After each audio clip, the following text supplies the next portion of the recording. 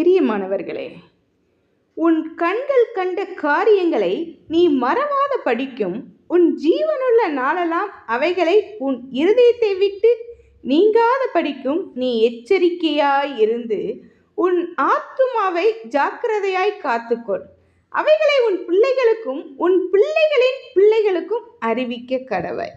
உபாகமத்தின் புஸ்தகம் 4ஆம் அதிகாரம் 10 இப்படி நாம் பார்க்கலாம். அன்பர்களே, தேவன் நம்மை அழைப்பது ஒரு நாளுக்காக அல்ல, நம்முடைய வாழ்க்கை முழு வாழ்க்கைக்காக. தேவன் சொல்லவில்லை கோவிலுக்கு வா என்று மட்டும் அவர் சொல்கிறார், என் வார்த்தையை கேள் என்று மட்டும். வேறொன்றும் நம்மிடம் அவர் எதிர்பார்ப்பது இல்லை. நாம் தேவனை கேட்காமல் இருந்தால் நம்மளுடைய வாழ்க்கை வழி தவறுகிறது, வழி தவறப்படுகிறது, வழி தவறி சென்று கொண்டிருக்கிறோம்.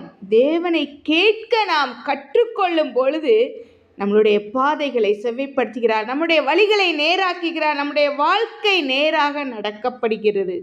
அன்பர்களே, இங்கே இன்னொரு முக்கியமான விஷயம் இருக்கிறது. தேவன் சொல்கிறார், நீ கற்றுக்கொண்டதை உன் பிள்ளைகளுக்கும் சொல்லு. நம்ம கற்றுக்கொண்டதை நம் பிள்ளைகளுக்கு சொல்லிக் கொடுப்பது தானே வழக்கம். நாம் பேசாமல் இருந்தால் இந்த உலகம் பிள்ளைகளுக்கு பேச கற்றுக் கொடுத்து விடும். நாம் தேவனை அறிமுகப்படுத்தவில்லை என்றால் உலகம் தன் வழியை காட்டிவிடும் தன் குழந்தைகளுக்கு. ஒரு தந்தை, ஒரு தாய் தேவனை பயப்பட கற்றுக்கொண்டால் அந்த வீடு ஒருபோதும் கெட்டு போகாது. ஒரு குடும்பம் தேவனை கேட்க கற்றுக்கொண்டால் அந்த குடும்பம் ஆசீர்வாதமாகும். இன்றைக்கு தேவன் நம்மிடம் கேட்கிறார், நீ என் வார்த்தையை கேட்கிறாயா? அதை உன் பிள்ளைகளுக்கு சொல்லுகிறாயா?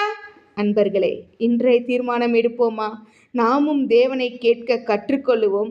நம் சந்ததியாரும் நம் பிள்ளைகளுக்கும் தேவனை அறிமுகப்படுத்துவோம்.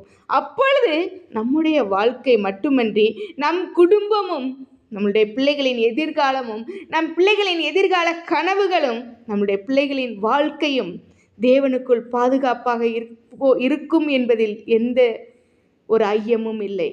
அன்பர்களே, தேவனிடத்தில் கேட்டு பெற்றுக்கொள்ளுவோம், பிள்ளைகளுக்கும் கற்றுக் கொடுப்போம். கர்த்தர் தாமே ஆசீர்வதிப்பாராக. ஆமென்.